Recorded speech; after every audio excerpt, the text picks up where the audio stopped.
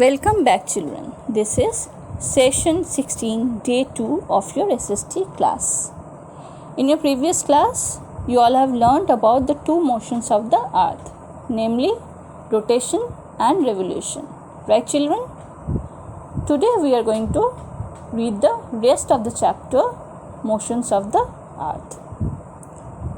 How the seasons happen.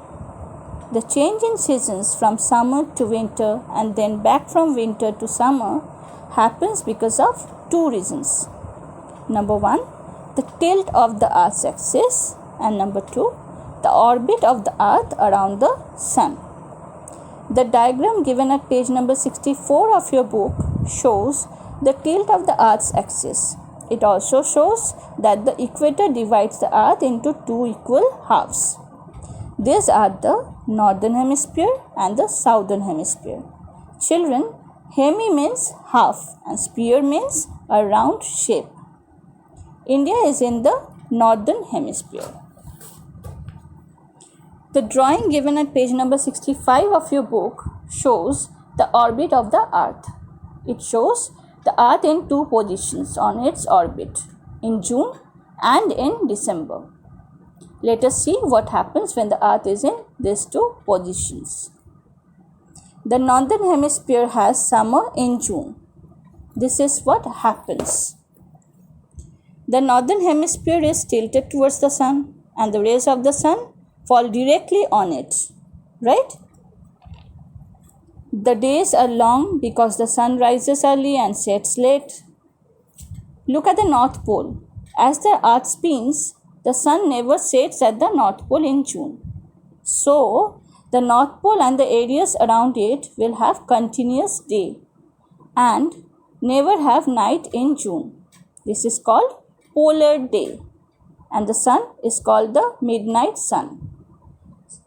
The southern hemisphere has winter in June. Here is how. The southern hemisphere is tilted away from the sun. The rays of the sun fall less directly on this hemisphere.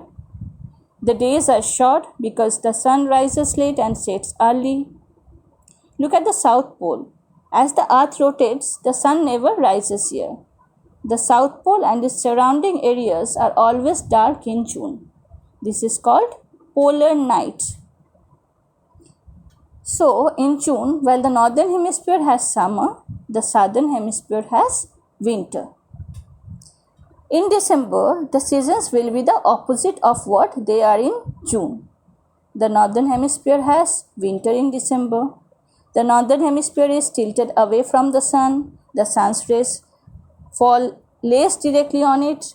The days are short as the sun rises late and sets early. The North Pole will now have continuous nights, polar nights. The southern hemisphere has summer in December. The southern hemisphere is tilted towards the sun. Its rays will fall directly on the hemisphere. The days are long as the sun rises early and sets late. The South Pole will have continuous day, polar day.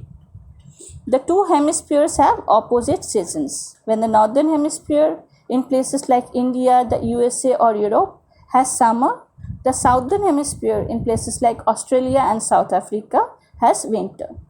When the southern hemisphere has summer, it is winter in the northern hemisphere. The rhythms of the earth's movement. We have seasons because of the tilt of the earth's axis and the orbit of the earth around the sun. As the earth goes around the sun, one season follows another in a continuous cycle. This happens year after year.